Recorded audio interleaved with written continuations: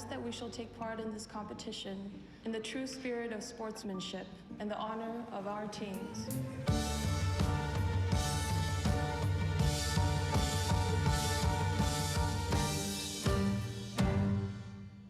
Memory is so abstract, it's hard to say what is exactly my first memory, but one is sitting on my mom's lap, learning the Mongolian alphabet, and her trying to make the shapes into images. And I remember thinking that letters were like magic and that my mom was magic. It's one of the earliest memories I have.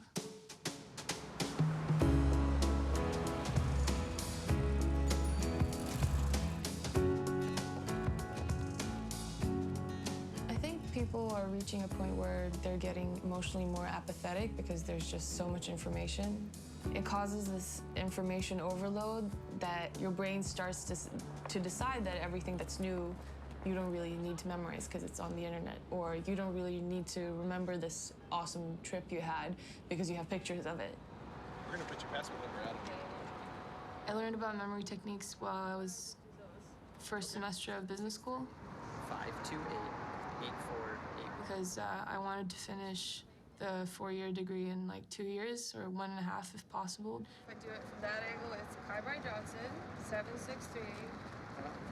763-528-8481. No way!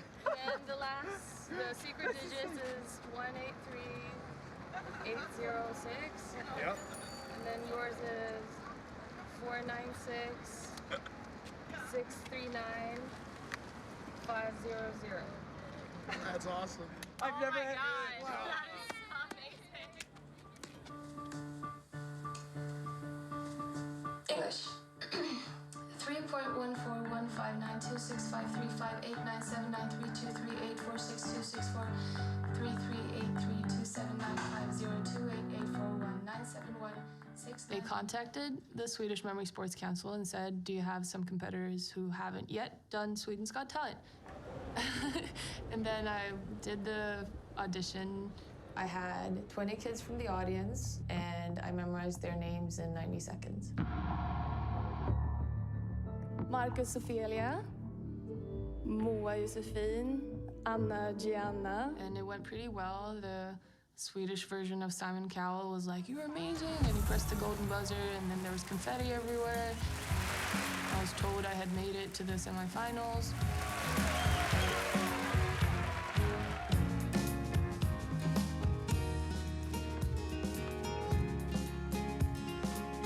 Being able to remember names and faces is really good for professional settings because you shake hands with so many people, and people remember people who remember them.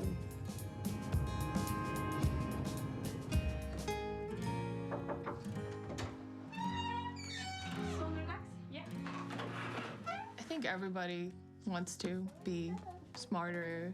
Fundamentally, everyone wants a better memory. I mean, just think of all the passwords we have to memorize nowadays. Så, och då skriver jag 7 och med en sak. Alltså, så länge jag ser vad som är en 1 och vad som är en 7. Och det var lite samma sak. So I was reading books on how to make it more efficient, and just by happenstance, I just kind of saw this book called Moonwalking with Einstein. Hi, my name is Yenja. Today I want to talk about the book that introduced me to the world of memory, Moonwalking with Einstein by Joshua Foer. Because I have no patience, I always open the last chapter first, where it's revealed that he won, and then I was like, well, he's just some American dude. I can do it too.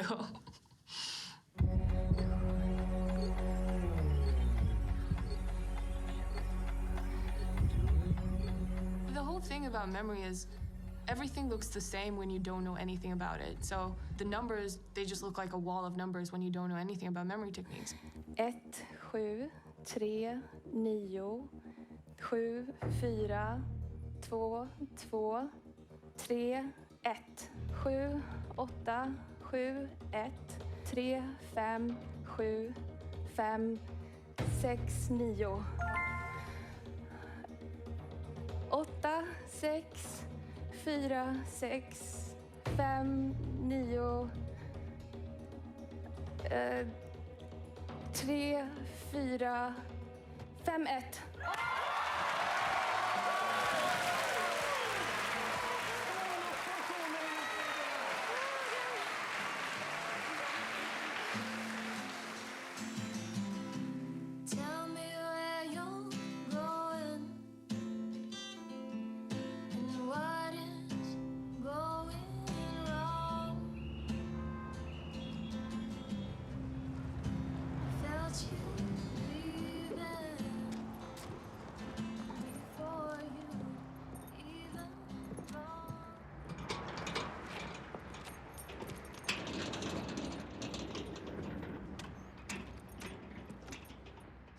I was born in Mongolia, in Ulaanbaatar, the capital, and then I was raised there until I was 4 or 5. And then I moved to Sweden.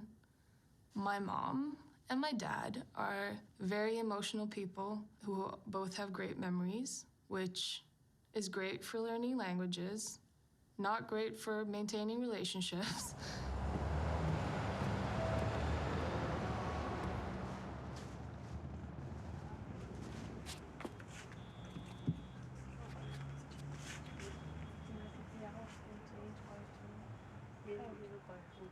Because we have all the world's information in the palm of our hands nowadays, I think it's hard for people to justify spending time memorizing, and so everybody's memorizing less and less.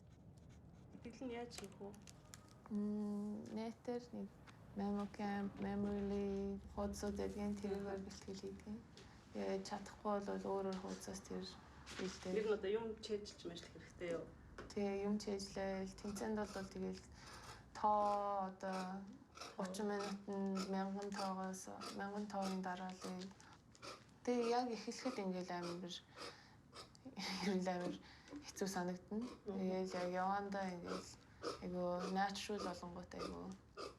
A memory journey is a place for you to sort abstract concepts into more concrete places, like places you already know.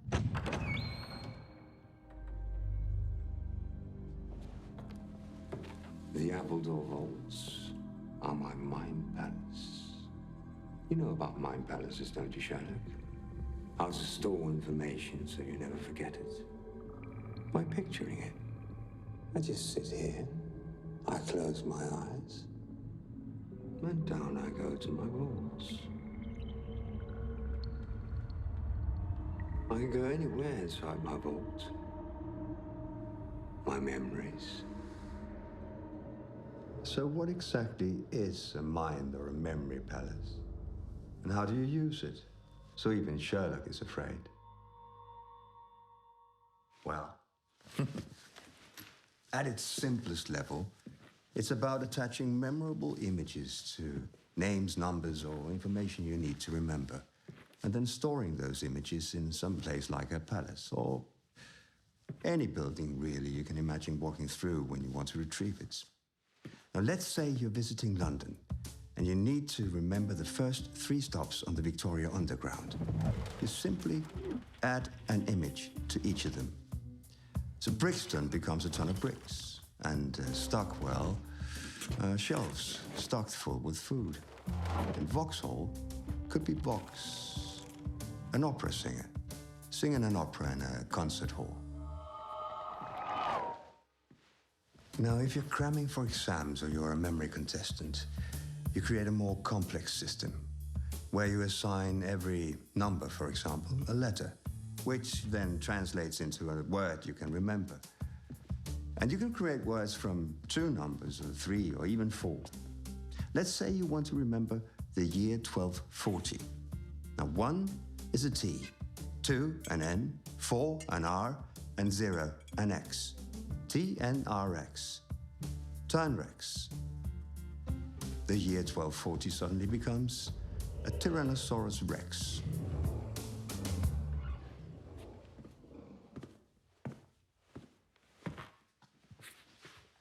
Or, if you're Charles Augustus Magnuson, your complex memory system stores thousands of details on people's lives, allowing you to blackmail them.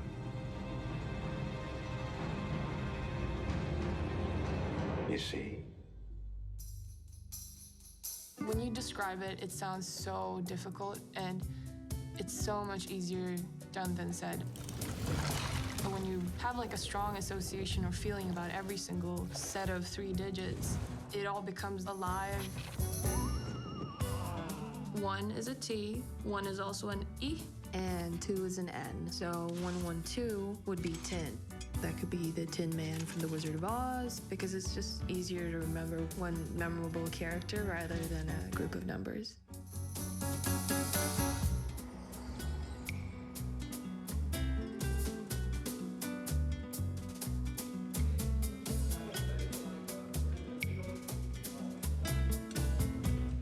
I've memorized the first 200 pages of this dictionary. Yeah. So if you just give me a number between 1 to 200. 67. 67. Now give me a number between 1 to 11. 9. 9. I think it's box, B-O-X box. Let's take a look at page 67. 68, 67, 9. Yeah, box.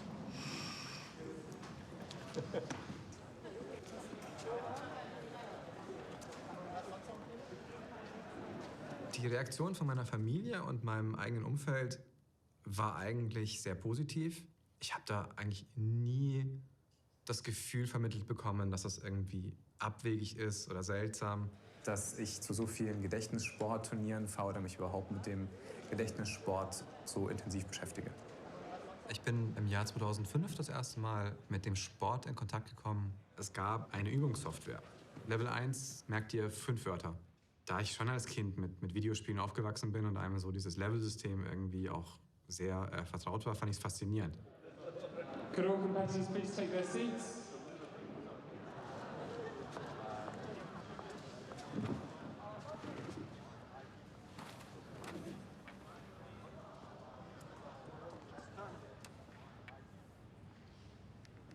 Everyone's on the ready.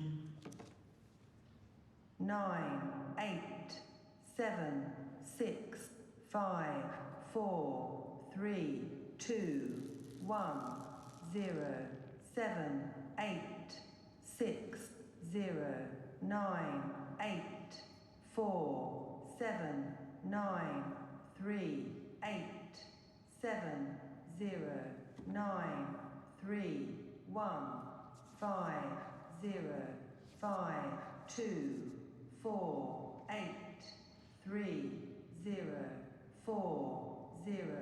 Also ich bin persönlich kein Fan davon, dass ich jetzt vollkommen ausgefallene Bilder nehme. Eigentlich eher Dinge, die sich schön harmonisch einfügen und mir selber auch gefallen. 86 wäre bei mir eben halt dann das Wort Wappen. 6, 8, 4, 7, 4, 1, 0, 7, 3, 4, 7, 6, 9, 3, 0, 1, 5. Diese Orte funktionieren für mich wie eine kleine Stage, wie so eine kleine Bühne, wo sie drauf sich eine kleine Geschichte abspielt.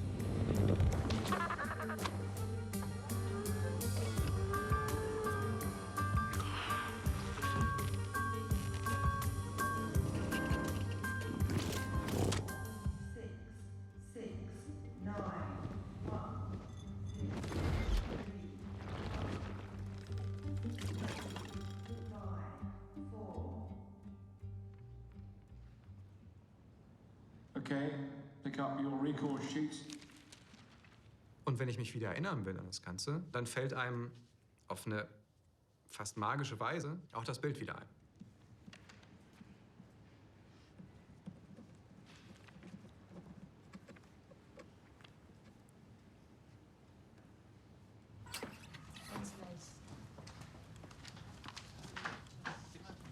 This is all the results. The numbers that will be generated will actually demonstrate that the capacity of the human brain is much greater than any of the memory psychologists thought even 15 years ago. And the World Memory Championships are showing that the potential of human beings is marvelous, is magnificent. Afternoon, ladies and gentlemen. In silver position, Simone Reinhardt. And in gold medal position, just before these speed cards, Johannes Mallow.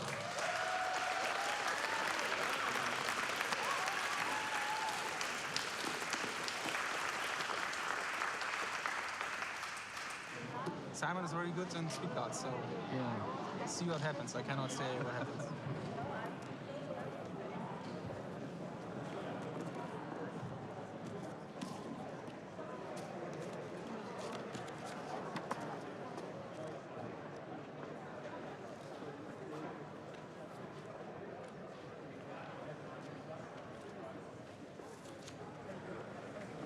2 on the shuffle.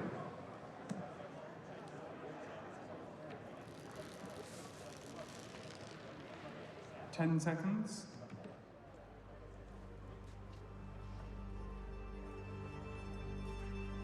You're on the ready. Go.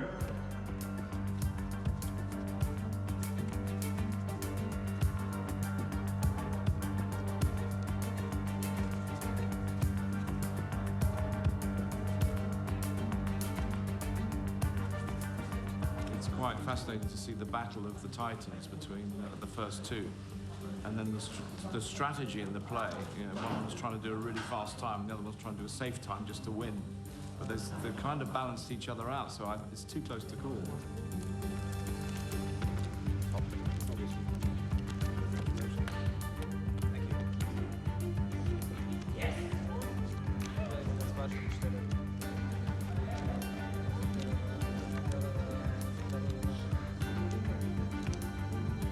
Johannes has got it! He's our new world champion!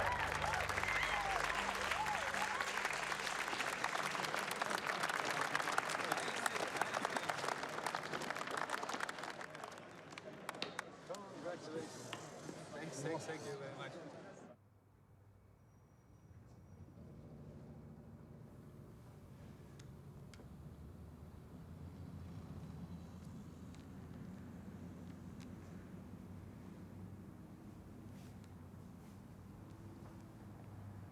Meine erste Erinnerung geht, glaube ich, zurück, als ich ins Krankenhaus musste und mir die Mandeln rausgenommen worden sind. Ich weiß halt noch genau, wie ich dann ins Krankenhaus kam und wie ich dann da liege und dann irgendwie neben mir noch jemanden liegen sehe und dann irgendwann die Lichter ausgehen. So, ich klicke das am Anfang immer einmal durch, so die ganze Präsentation und gucke, ob alles da ist. Also das Modell der 3 Gedächtnisse beinhaltet das Kurzzeitgedächtnis, dann gibt es das Arbeitsgedächtnis und das Langzeitgedächtnis. Den Gedächtnissport habe ich entdeckt, als ich eine Fernsehsendung geschaut habe. Da hatte ein Gedächtnistrainer Verona Feldbusch beigebracht, wie sie sich eine 20-stellige Zahl merkt. Dann habe ich gedacht, okay, wenn die das kann, die 20 Zahlen da sich zu merken, dann kann ich das doch auch irgendwie. Ich war gerade im 3. Semester, ich habe in Magdeburg Informationstechnologie studiert. Ich habe mir überlegt, womit kann ich da ein bisschen Geld verdienen nebenbei als Student so. Also habe ich geguckt, was ich mit dem Gedächtnissport irgendwie machen kann. Schauen Sie sich die Bilder ganz entspannt an, lehnen Sie sich zurück und genießen Sie ein bisschen die Dia-Show. Das ist so die Vorbereitung, die ich dann meistens mache. Also rede quasi mit der Wand und das funktioniert ganz gut.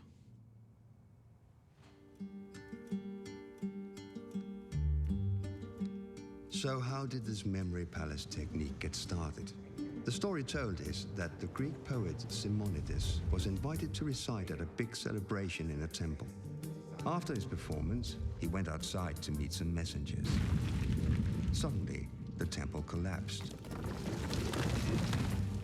crushing everyone inside. Simonides was called upon to help identify the bodies, so he walked through the temple in his mind, revisualizing exactly where everyone had been sitting. The memory palace technique was born. Soon it was being used to memorize speeches, poems, and philosophical arguments by Greek and Roman writers like Aristotle and Cicero.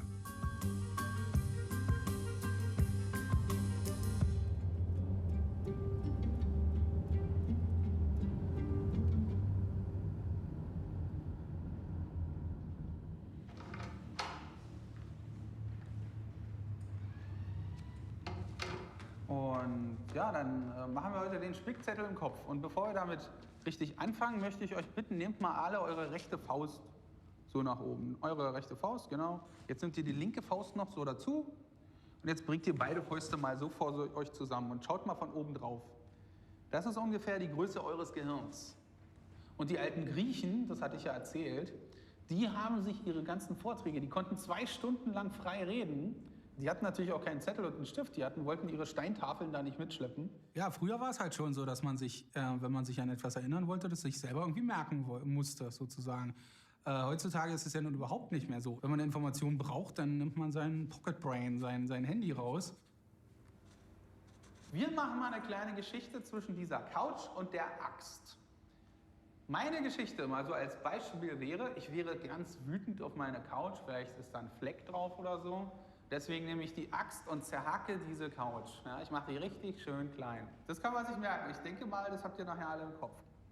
Und bei dem Zahlenformensystem geht es darum, dass man sich für jede Zahl von 0 bis 9 ein Bild überlegt, was so ein bisschen so ähnlich aussieht wie die Zahl. Ja, das könnt ihr hier gut sehen. Also die 0, jo, die sieht so ein bisschen aus wie ein Ei. Die 0 ist ein Ei. Dann die 1 könnte eine Kerze sein. Die 2, das sieht man hier so über dem Hals, das ist der Schwan. Dann die 3 ist der Dreizack. Hier oben sind so 3 Zacken drin, 3 Zack.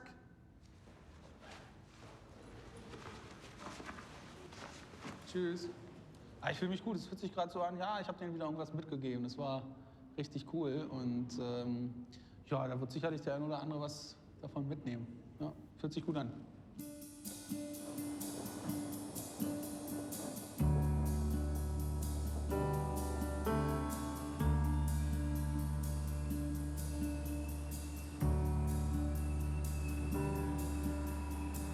My first memory, I was 3 years old. I remember seeing the older kids learning how to read, but we weren't going to read in our class. But I went home that day and told my mom that I wanted to read or learn how to read. And she came and talked to the teacher. And by the end of that year, I was still 3, I was learning how to read. It was a book called The Village with Three Corners.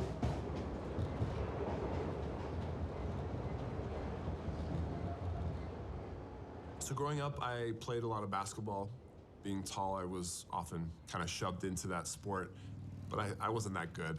I was a skinny, lanky guy, so I'd always get pushed around and yelled at by my coach because I was a big guy, but I didn't play like one. Eventually, I found CrossFit. It's competitive, it's hardcore, it's made me stronger than I've ever been, and I do it nearly every single day.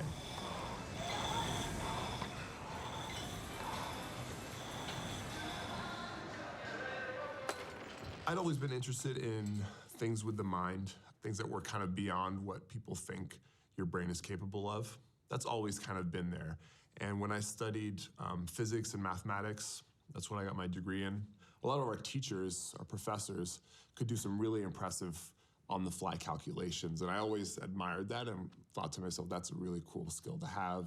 But memory never really became a huge interest of mine until my grandmother started getting worse and worse with Alzheimer's. And she lived abroad in France, and so we'd get to see her maybe every 6 months to a year. So near the end, the differences between when I had seen her last were huge and super shocking to me.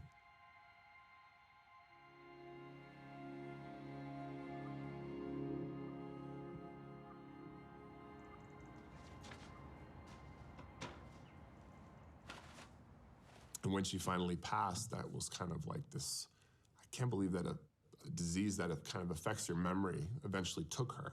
Her body forgot how to function. That's what really said, okay, I'm gonna try and figure out what this memory world is really about and start using it and training myself to eventually not end up like her.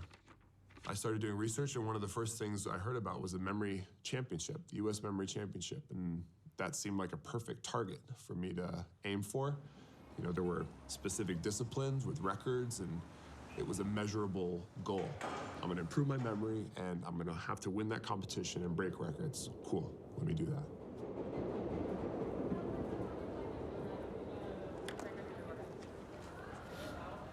What I always like to say to all of you as we begin our day here this morning, that you're doing something extraordinary and something that's becoming more and more important and timely in our world today as brain health continues to become one of the hottest topics in the world.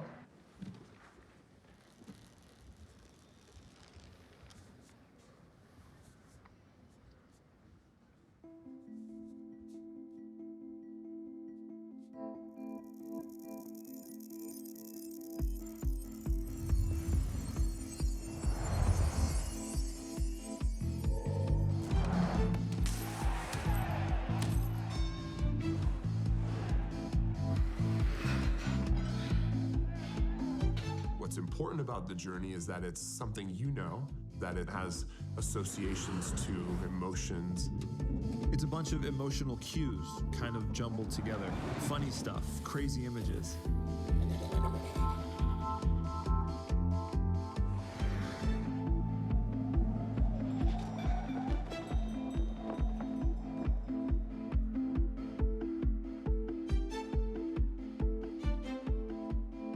You have 10 minutes for recall. You may begin.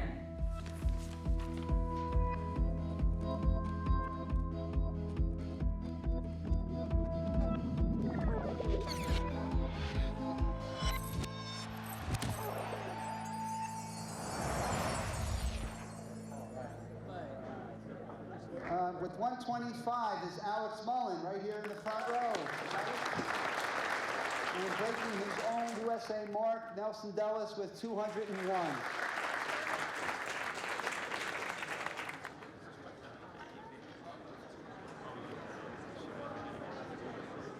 Congratulations to all 8 finalists in this year's memory competition.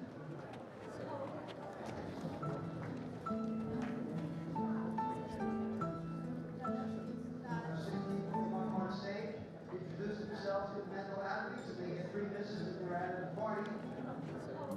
Based on what they've done this morning, this is going to get to be a real interesting event. Hi, my name is Heather Ann Parcells. My birthday is May 2nd, 1987. I live in Brooklyn, New York, 11211. I have a great cat by the name of Vina. The phone number you can reach me at is 450-3589. My favorite car is a 1995 Toyota Supra Turbo Apple Red. And my 3 favorite foods are leg of lamb, Mac and cheese, and chocolate croissants. Mental athletes can get a chance to go back into their study hall for a few minutes.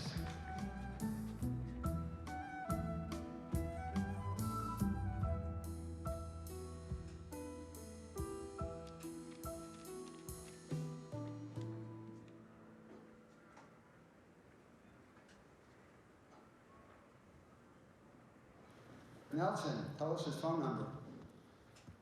880-7917. Excellent. And his pet? It's a dog, a Doberman, black and brown, named Killer. Okay, Nelson, it's over to you for her residence. New York, New York, 10024. And her phone number? 596-3509. Favorite car? 1995 Toyota Supra twin turbo in red apple. You got it. Good work, Nelson. It's over to foods. Spicy salmon roll. Trader Joe's mini peanut butter cups, like Reese's peanut butter cups. Good. And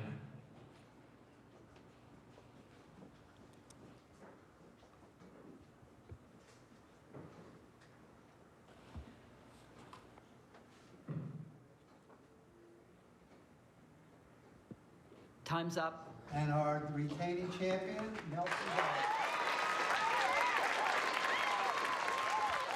So Nelson now becomes the second person to win the U.S. Memory Championship 4 times. So congratulations.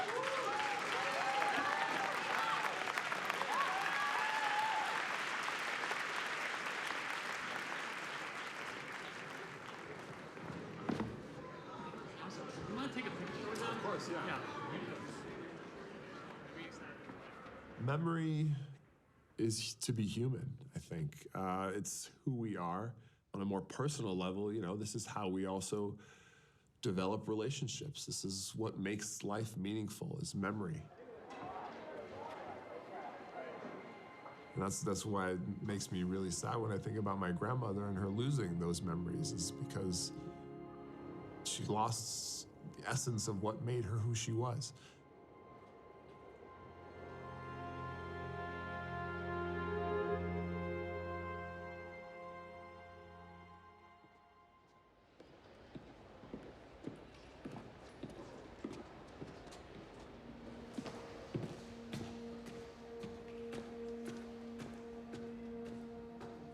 Ich denke, dass das Erinnern an sich einem die Basis dafür gibt, überhaupt einen Weg in die Zukunft zu haben.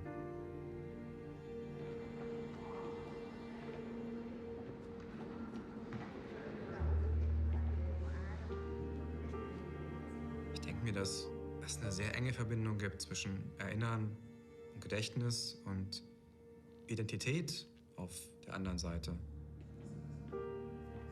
So ist die Identität einer Person auch sehr eng damit verbunden, welche Erfahrungen sie selbst geformt haben in ihrem Leben.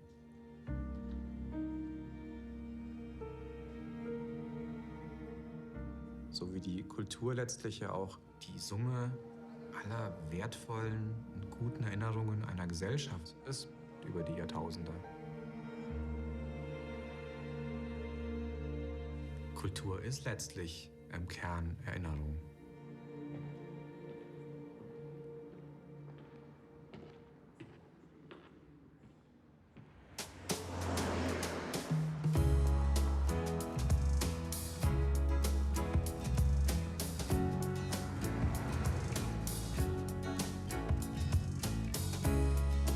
There's like the collective memory that we tell each other, and that can really shape how you view yourself and how others view you. You can feel super attractive next to someone who remembers you as a very attractive person, and then you talk to someone who knew you when you were a geek. People struggle with my nickname Yenja so much. When people introduce themselves, it's like, hello, I'm Anna. Hi, Anna. My name is Thomas. They don't sound like that, but they do. And then we have me. I'm Yenja. So the next time I meet them, I'm like, hi, Anna. And they're like, oh, hey. And that's when I realized they don't know my name. Every single time I'm like Yenja. The second time I meet them, I'm like Yenja. And then the third time I'm like, I can be geisha, ganja. It's basically the same thing for my mouth. Ninja is much easier. You know what? Just go with that. Call me whatever you want. It's Yenja. Mispronounce it. I moved to Austin in 2016. Nice food, nice weather, nice people, and an opportunity for me to get better at speaking English, so. Are you okay, Ari? All right. Hey, everybody. Show me how you guys can sit nice and cool. The capital of Mongolia, where I'm from, is called Ulaanbaatar. We're all gonna draw a bat that goes Ola, and then it says R as well. Oh my god. It doesn't look like anything because it's not. Oh, nice. Nice with the little bow. Bat R. And a little poop in the corner. The capital of Mongolia is called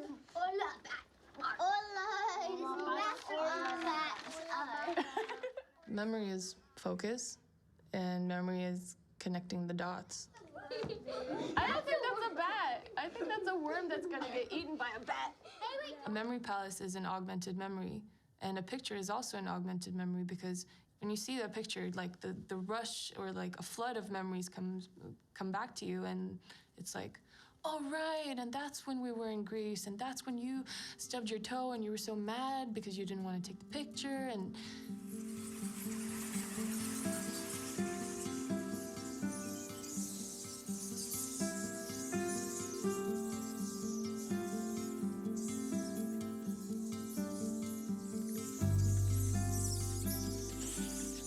The memory palace technique didn't remain ancient history.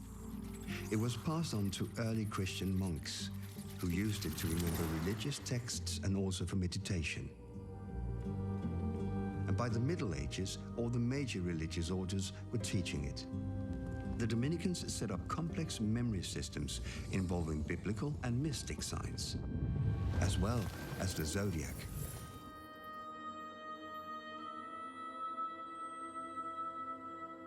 Manchmal kombiniere ich einen realen Weg mit einem Fantasieweg und dann endet der reale Weg zum Beispiel im Garten von dem Haus von meiner Mutter und da schließt sich dann eine kleine Fantasiegeschichte an, die als Weg funktioniert. So, da kommt so ein UFO angeflogen und dieses UFO ist ein Wegpunkt.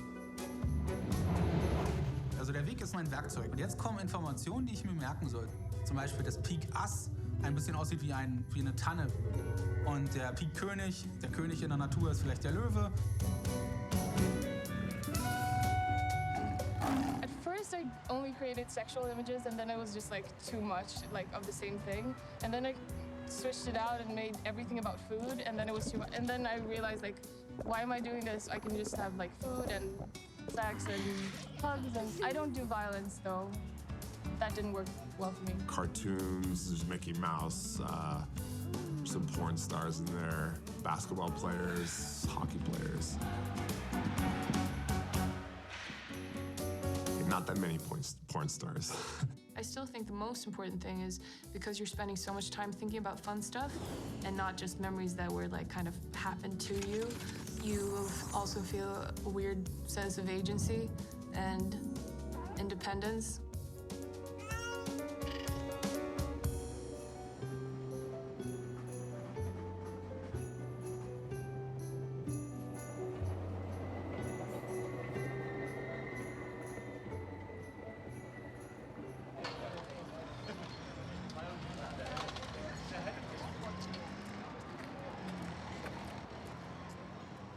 Ich war schon immer neugierig, wie sich Emotionen, positive und negative und auch Stress, auf die Gedächtnisleistung auswirken.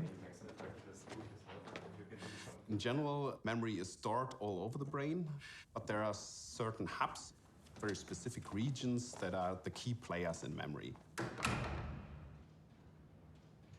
If something really arouses our emotion, if you're stressed, if something is maybe dangerous, that is like a sign of nature that that might be an important memory and that therefore that memory has to be remembered at a later point. In the championship, for example, that you encode with a lot of emotions is that information that sticks better. During retrieval, so when you have to come up with a memory, in that situation you are stressed. Then that makes it more difficult to really remember that information. But during encoding, typically stress or negative emotions should make sure that the information is coded more strongly and deeply. Okay, let's go. Can you have a sit on here? Yep.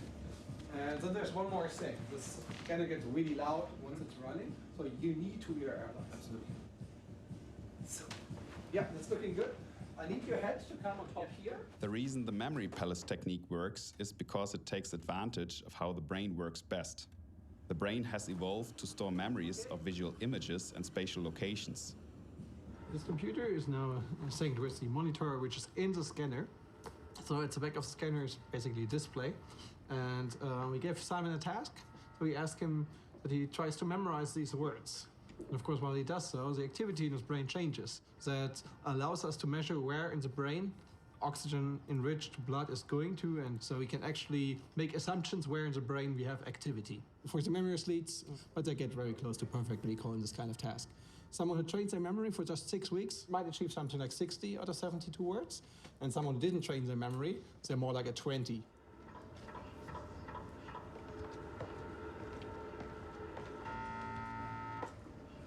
So what we see here is the brain of a memory athlete. And this tiny part here on the right side of the brain, of the hippocampus, is enlarged in memory athletes compared to control subjects. That structure is involved in stimulus response learning. So if you go from location to location in your route, and you see a given scene or a given location, and then you come up with the information you place there. Okay, that is a structure where very important interaction between that and the hippocampus. We know from previous studies that in particular this part that is important for navigation can become larger through training. For example, in taxi drivers, if they learn for years and years how to navigate, then that part of the hippocampus actually gets bigger. What we learned studying memory athletes is that their brains aren't different structurally than the rest of us. Instead, what we see is that they have a changed connectivity pattern in their brain. Some brain regions are more strongly connected, others are more weakly connected. And what is fascinating is that we found if you teach complete novices the memory palace technique, they not only perform better on memory tests, but they also change the connectivity patterns in their brains in the same way as we see with memory athletes.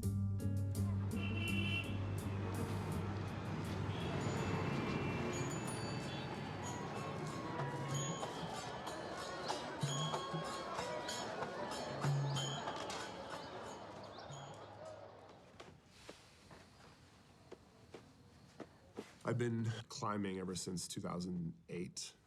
I've always loved traveling to the mountains, and one year I said, you know what, I'm gonna take a course and learn how to mountaineer. And ever since then, I've just wanted to climb higher and higher, and more dangerous peaks.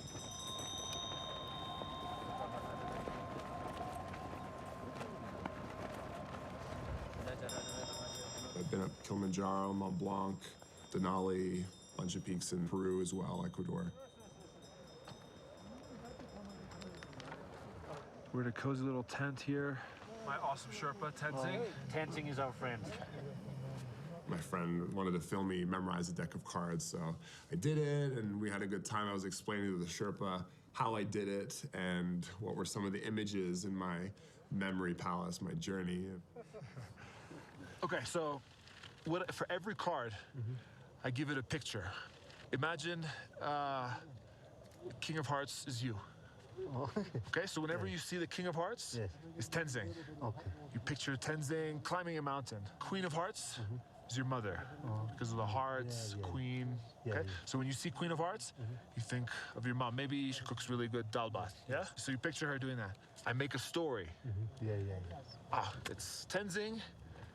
Maybe he's having dinner with his mother, and then Taki comes in, the barging through the door with Nelson on his back. The Sherpas love to play cards for money, so I wonder if he used that for his benefit when he got back down. I practice every day. The first time took me 30 minutes. Then I get faster, and now I did a minute, you know. You see?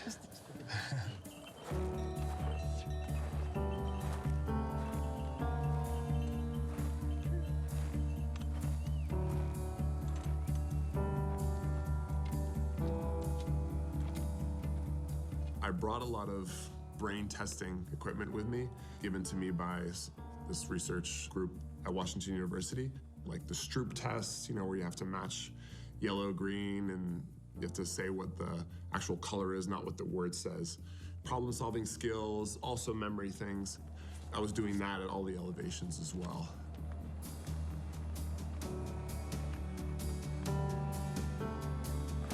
At the time, I had never broken 40 seconds on a deck of cards, and on that trip, I got into the 30 seconds.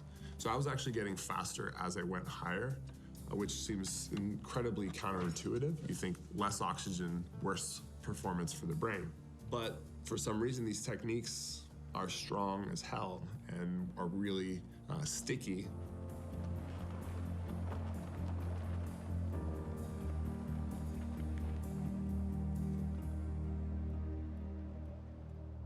I think memory is one of the things that we have to understand better on a scientific level, but also in a real-life, applicable way.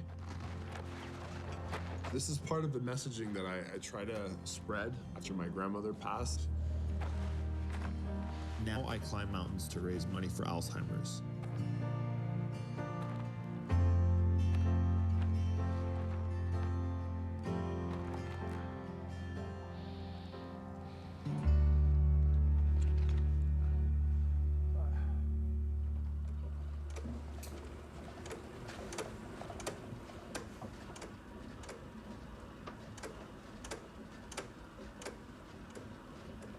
FSHD ist eine Muskeldystrophie, die eben die körpernahe Muskulatur, Skelettmuskulatur betrifft. Und das heißt, dass die Muskeln immer schwächer werden und abbauen, einfach umgewandelt werden in Bindegewebe und irgendwann nicht mehr zu gebrauchen sind. Der erste Schritt hin zur Diagnose war ungefähr mit 14 im Sportunterricht, als wir dann nach dem Winter wieder rausgingen, um dort eine Runde um den Platz zu laufen, dass ich so angefangen habe beim Rennen, beim Schnellrennen, wegzusacken mit einem Bein. Ich glaube, 7 Mal war ich im Krankenhaus über einen Zeitraum von 2 Jahren. So, Schulter bleibt. Jawohl, Hälfte bleibt. Und dann nach einer Weile kam dann irgendwann der Befund aus dem DNA, aus dem Genlabor.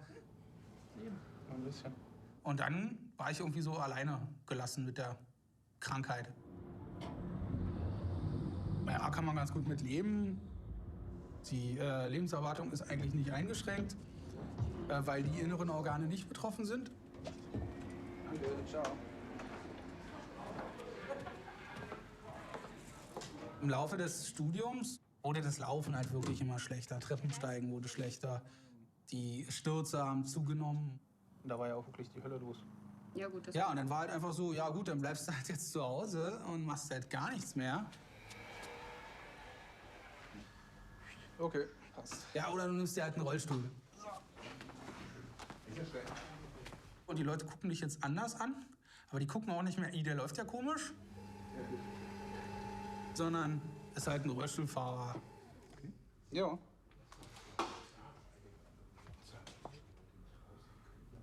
Ich kann mich auf jeden Fall erinnern, wie es war, zu laufen, weil so lange ist es eben einfach auch noch nicht her. Ich habe mich einfach immer gerne gemessen, zum Beispiel beim Tischtennisspielen, auch da Turniere mitgespielt und so weiter, und ich wollte einfach immer gewinnen.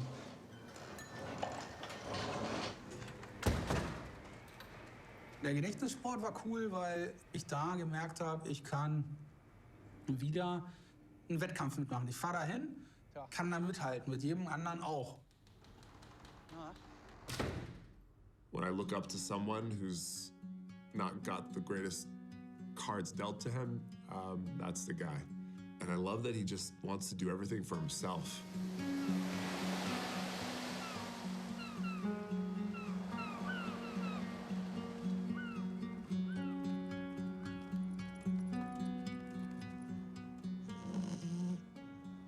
I love going through those memory palaces, those journeys, just because it's like reliving it.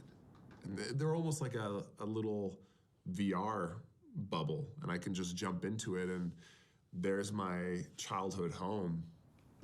And same with these climbs. I've been up the same mountain many times, and sometimes you go back hoping for that same experience, but it's never the same. But with these memory palaces, I've kind of preserved those within the journey, which is, it's really special to me. About 4 or 5 years ago, I started teaching memory techniques, bringing them to big companies and teaching individuals. Try to think of something you do that doesn't involve memory, and I guarantee you, you can't. It's everywhere. I'm always getting emails every day for a different thing. Post office worker who needs to help remember zip codes, or salesmen who need to remember facts and figures. If you're saying that memory would not improve your life, you're kidding yourself. What's up, everyone? My name's Nelson Dellis, and in today's episode, I'm going to teach you how to memorize language vocabulary, names, and faces. All right, so one of the things I wanted to ask you was, for the everyday person, for practical application, what have you found for you has been the most useful in terms of memory techniques or tips? The main question that I get is just how to use memory techniques for school, for studying. So I mean, I think I'll just kind of list the first 2 things that come to the top of my mind. So the first one is obviously just to try to, when you're having trouble remembering something, try to turn it into a picture. I think a really easy way to do that is to practice with people's names. Karen becomes a carrot, or Tom becomes like a Tommy gun, or, it's just something like that. Subscribe, like, share, all the things. I'll see you very shortly. Thanks, guys. Peace. That's it. Es ist falsch, zum Beispiel jetzt sein natürliches Gedächtnis irgendwie in die Tonne treten zu wollen und sich jetzt alle Sachen, die man am Tag wissen will, nur noch auf Orte abzulegen. Das wäre Irrsinn. Was man einfach tun muss, ist, dass man selber genau seine eigenen Stärken und Schwächen kennt. Vorträge, Meetings, Punkte, die ich jetzt ansprechen will, ohne immer meinem Zettel festzukleben. School could be easier, life could be easier, human interaction could be easier. So many things could be easier with the help of memory. And I do enjoy competing just for the sake of competing. I'm not gonna lie. I actually like being in the zone. I actually like performing well or getting a personal best.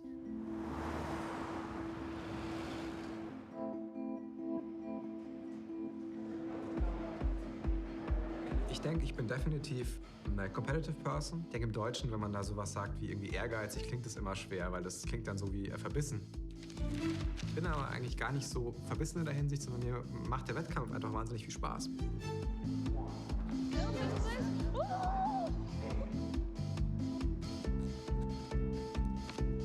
I hate losing. I hate it when people are better than me. I'm happy for people. I love seeing people succeed, but I hate it when they do something that I can't.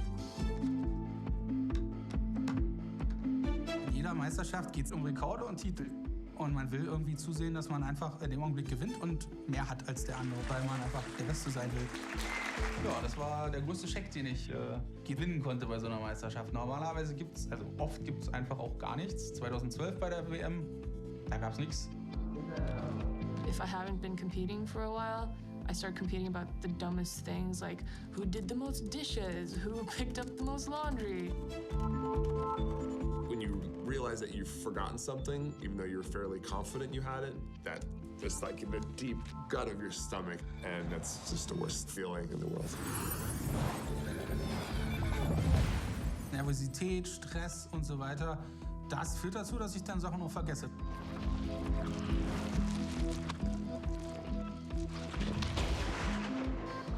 I don't care about being pretty or smart or kind, like I just really want to win.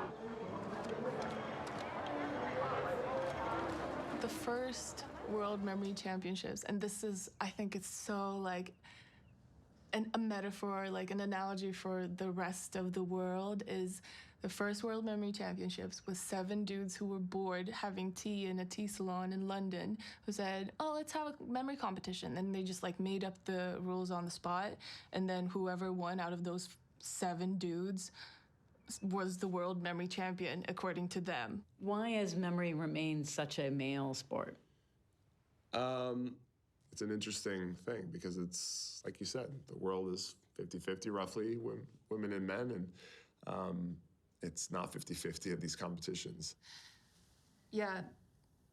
No, I don't know. I don't know what to say. I'm just like, every time I talk about the female aspect of this, I could just get into like super Swedish feminist mode, and it's not very fun for anyone involved, including me. Like one girl, for example, she was crying because some of the memory athletes said they wanted to make a Miss Memory, meaning like a memory competition, but on the side we have who's the prettiest, but just for the women.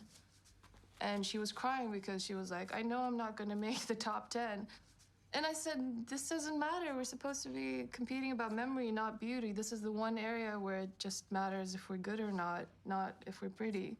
Es ist für mich natürlich schwer, jetzt für die weiblichen Teilnehmer da zu sprechen, aber ich kann halt nur sagen, dass ich denke, dass der Gedächtnissport an sich doch eine sehr kollegiale Atmosphäre hat insgesamt. It's frustrating, all of these stupid notions of what men versus women are capable of get brought up all the time, but I think it's worth it if more women start competing and more women try to push themselves a little more than society asks of them.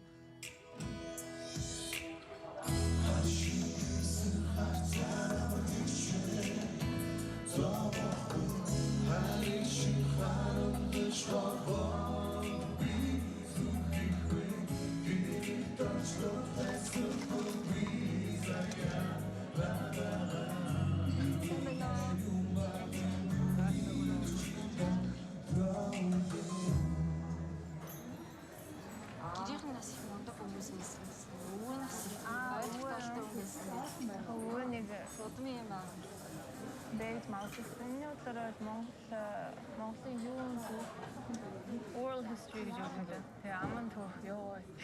Аман түүх айгу юу байсан. Одон минутад ингэж хүссэн байсан учраас тийм.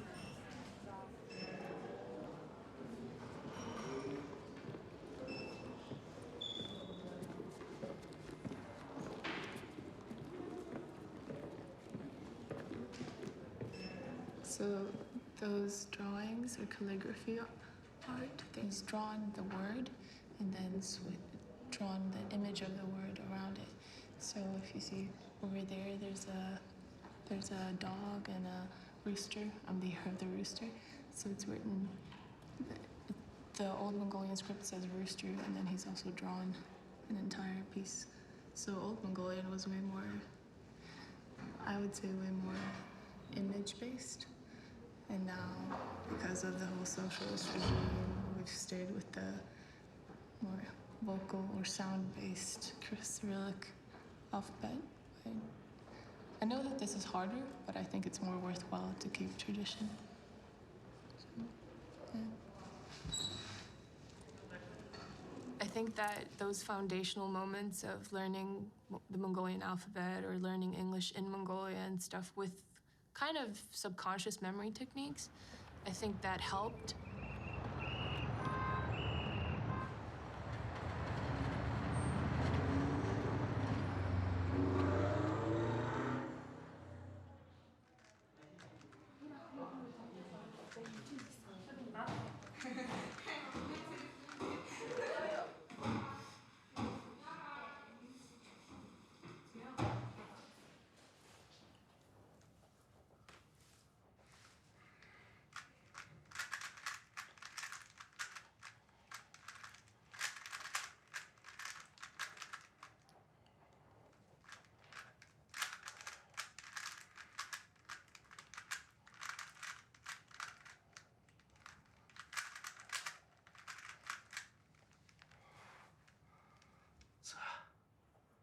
Ой санамж бүх юмны суур болж өгдөг. Ой санамжийг бид нэр хөгжүүлэх тусам үүнтэй параллелаар одоо бидний сэтгүүч гэсэн маш хурцтай ингэж хөгжиж явдаг. Латерал сэтгэлгээ гэж нь юмыг олон талаас нь харан бүтээл сэтгэлгээ өгч чинь. Half of them are newcomers, new competitors.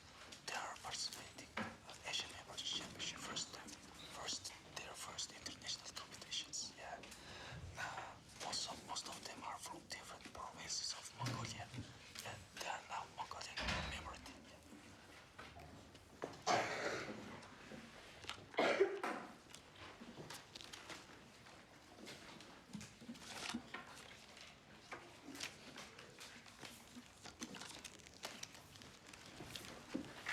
The Mongolian memory team has a strong sense of community. They all compete together, they all train together, they all are really close friends. And the guy who runs the Mongolian Memory Sports Council is like a total celebrity there. Like, I think he's might be a mayor of some county or something right now. He makes a lot of money, he can put that money back into his students. The Mongolian people going on the news talking about how well they did in memory, that helps his school, and then people join his school, and then the best of the best start competing. За тэгээ баяр үргээ. За амжилт хүсье. За тэгээ бүгд удаас welcome гэх. Тэгээд Янжагийн талаар бас хэвлэлээр сонсч эхэлсэн. Одоо ер нь бол одоо ялангуяа 2014 оны ойдогт бол тийм дэлхийн аврагт бас энэ Янжаа маань бас оролцож байна. Анх одоо яг нөгөө монголчуудтайгаа бас ингэж өрсөлдөхнэ гэд манай Монголын баг маань бас өрсөлдсөөр гад 26-аас 2-т орсон. Шивэд 1-т орсон. Тэгэхээр Шивэдийн баг маань бас төрүүлэхэд бид нэг 100 200 гаруй оноогоор ялагдсан. Тэгээрээ бид нар бахархсан. Үнэхээр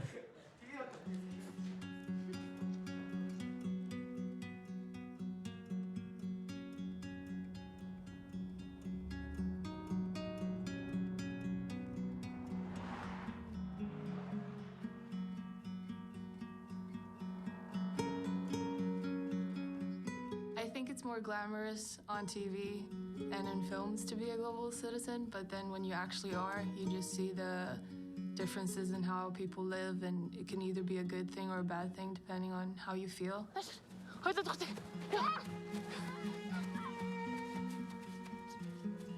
Mongolia is probably the most beautiful place on earth with the most beautiful people in it, and I feel very loved when I'm there.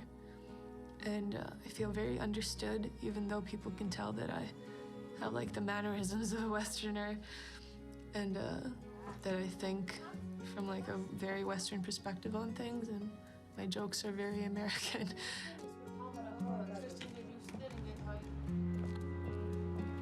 Sweden is probably the best country in the world. Free healthcare, free school, even getting paid to go to school and all those other things. You can talk to someone without being worried they're hitting on you. US. I love Amazon Prime. It's like the best thing ever. It's like, I see a book, I want the book, I get it within 2 days. Yeah. Probably stay in Sweden if Amazon Prime existed in Sweden.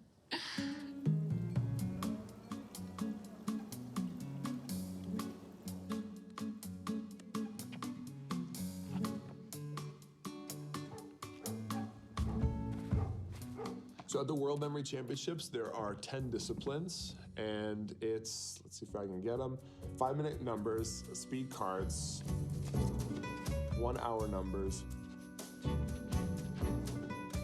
1-hour cards. Namen und Gesichter. Random words. And binary digits. Abstract images, which we've kind of changed recently to just random pictures. Historic dates, which is the one I always forget. And I'm missing one. Gesprochene Zahlen? Oh yeah, spoken numbers. Ich versuche halt jeden Marathon noch mindestens 2-mal irgendwie zu machen, also die langen Disziplinen. Mich gerade auch auf die gesprochenen Zahlen zu konzentrieren, weil die sind halt auch vorletzte Disziplin. Und wenn man da was Gutes hat, dann hat man immer noch die Chance, egal von wo man kommt, noch was einzuholen. Und da geht es ja immer darum, alles richtig zu haben. Man darf ja keinen einzigen Fehler haben.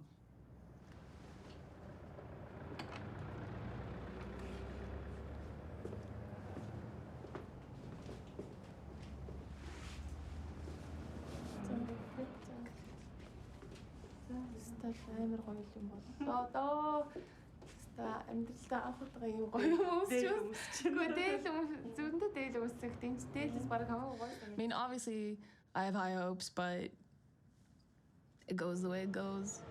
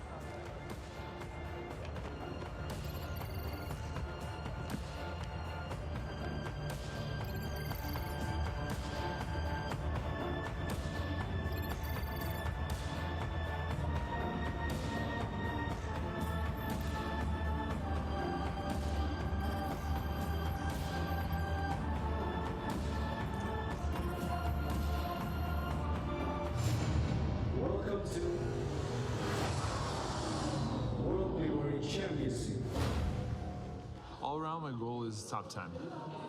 I mean, there's, I think, 8 of the top 10 people in the world here, so if I can squeeze in somewhere there, I'll be very happy.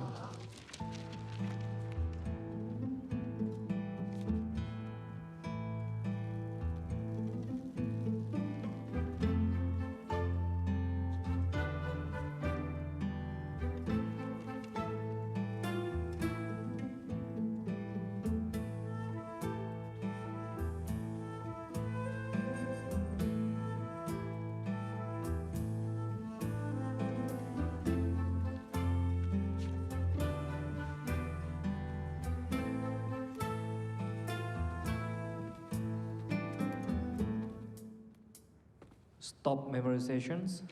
Arbiter, please collect the paper, please. Did you have any very memorable combinations in this discipline? Yeah, I had Obi-Wan Kenobi playing the bass guitar with his balls. That was a good one.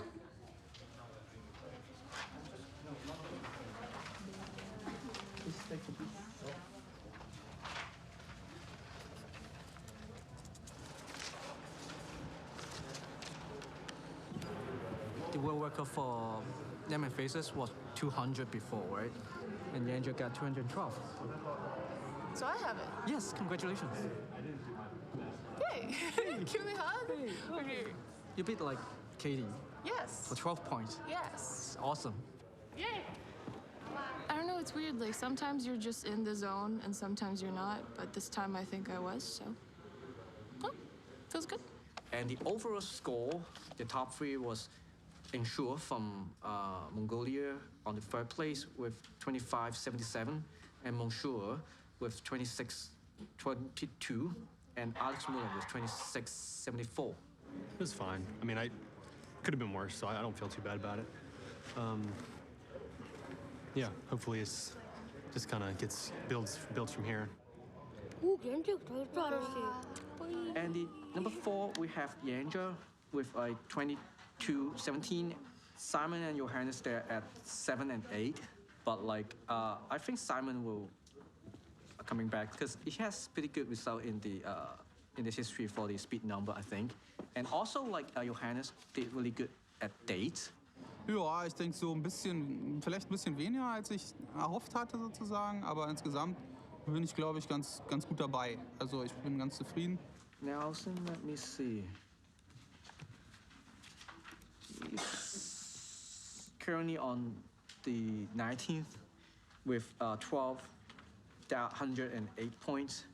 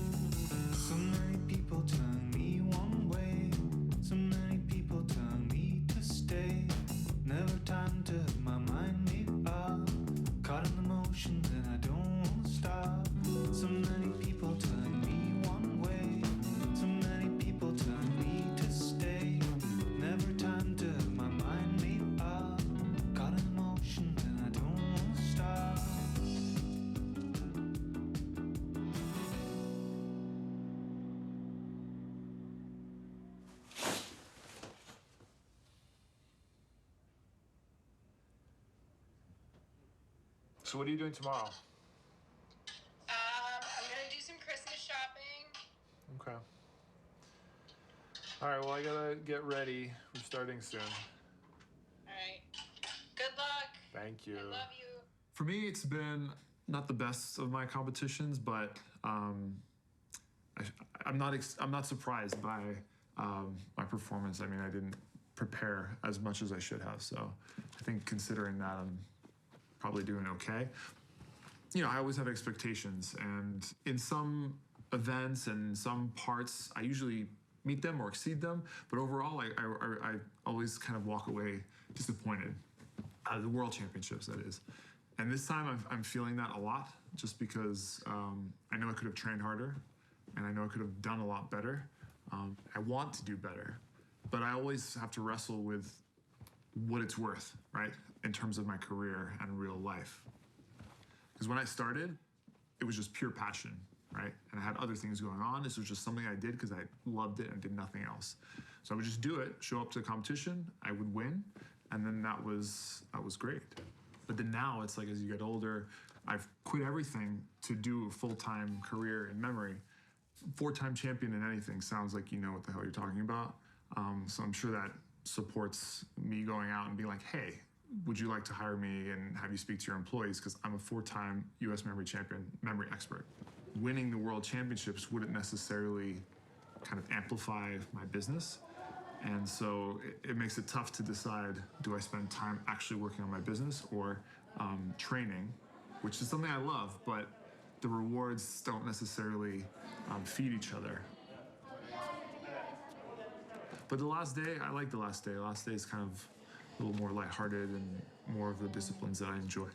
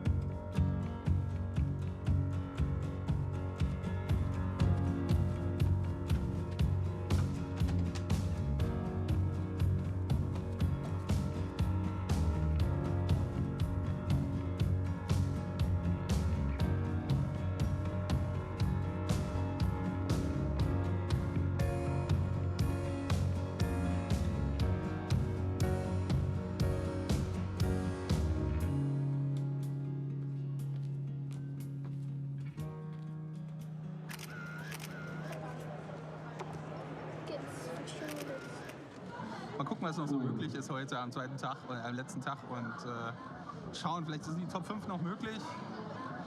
Ja, Simon liegt schon recht deutlich vorne. Da müsste schon bei den Spoke Numbers noch mal richtig was passieren. Also eigentlich ist er schon zu weit weg. When we reach the last 3 seconds, there will be no ready, go, no.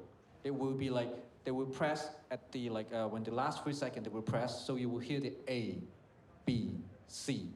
And then you have to start memorizing the number, okay? A, B, C. 6, 6, 0, 2, 4, 5, 8, 0, 1, 9, 0, 4, 4, 1, 6, 2, 0, 9, 3, 9, 9, 2.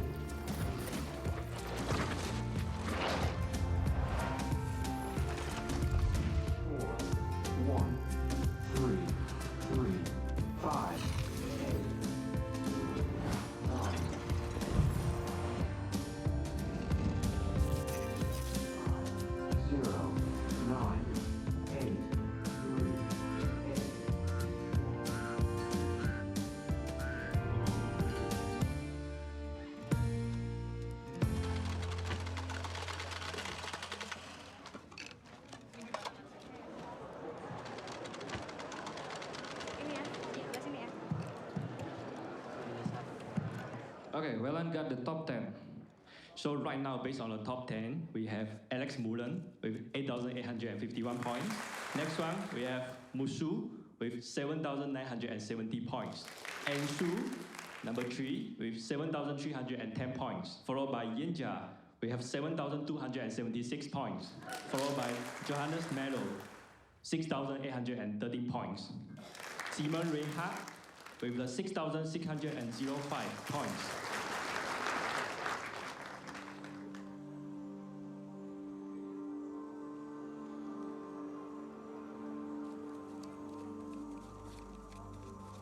Okay, so we have our 1 minute mental preparation time starts now.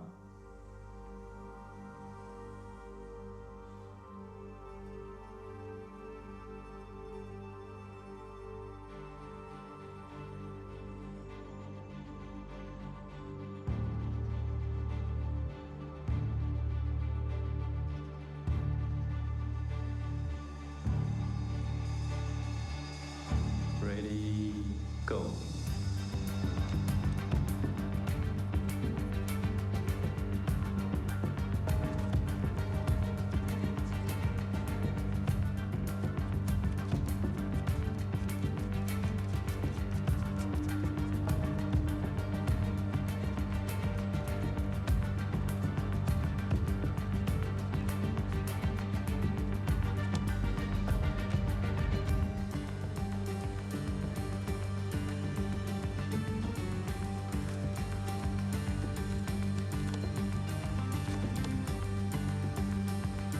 You have 5 minutes to reconstruct the recall deck in the right order.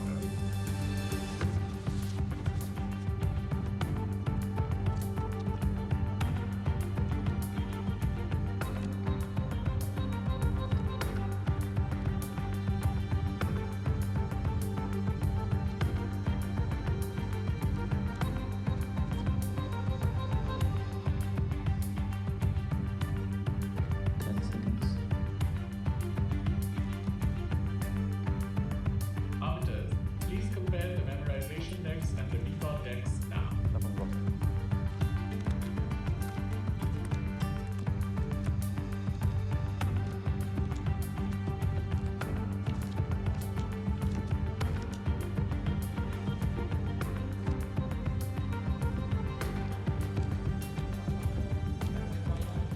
Yeah, but this is my score. 0.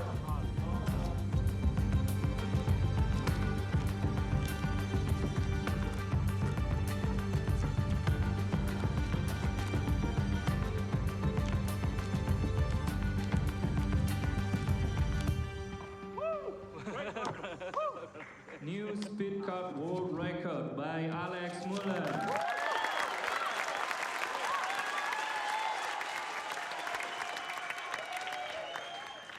If you asked me 2 years ago what I thought my limit was, I would have said, something not too far from where I was then, and now I'm, almost twice as fast as I was at that point. So, the limit kind of keeps getting pushed past what, you think is possible at the time.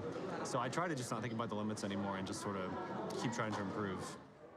For the second runner-up goes to Yenja Winaso from Mongolia with total 7,425. The first runner-up goes to Mungshul Narmanda from Mongolia. The winner of World Memory Championship, Alex Mullen from USA.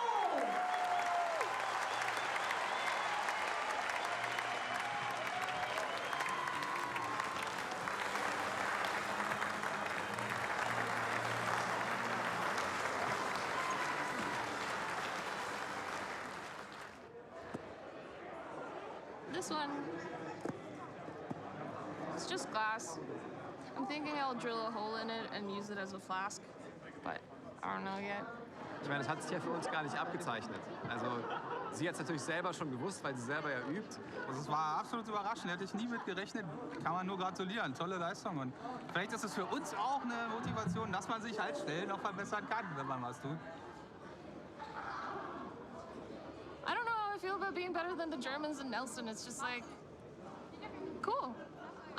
Although I am very happy that they respect me as a competitor, not just as a human being now, so that means something. 1, 2, 3, say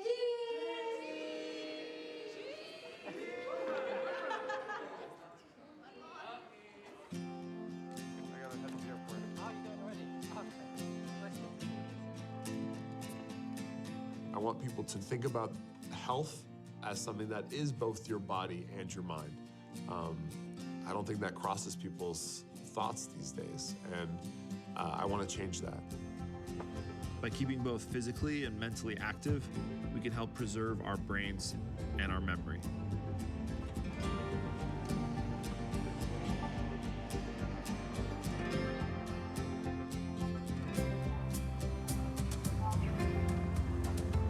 Für den Gesunden ist es so, Rollstuhl bedeutet totale Einschränkung.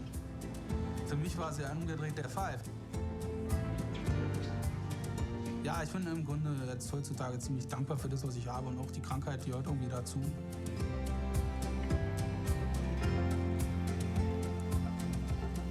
Das ist eigentlich wahnsinnig faszinierend, wie das Gehirn an sich es schafft, unsere Eindrücke und unser Leben und die Bilder und die Gefühle, die wir haben, umgesetzt in elektrische Stöße oder Reize nicht nur festzuhalten, sondern uns auch wiedergeben zu können. Das ist für mich eins der großen Wunder der Welt eigentlich.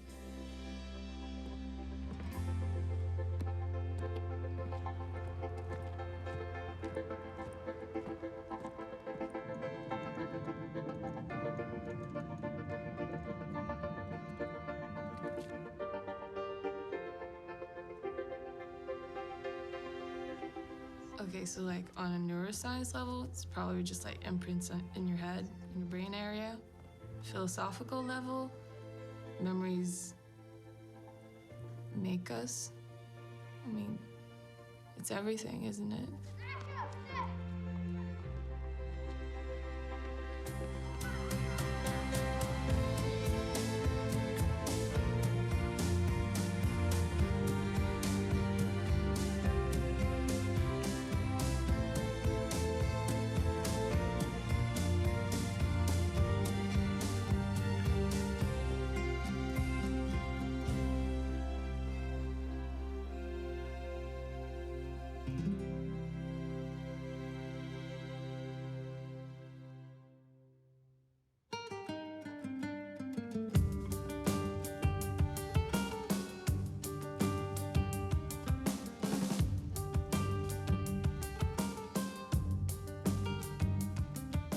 Best memory trick. We were at a dinner table of 10 of our friends. It was someone's birthday, and the check came, and one of my friends was like to the waiter, "This guy can memorize all the credit card numbers And if you can do that, you should give us the bill for free.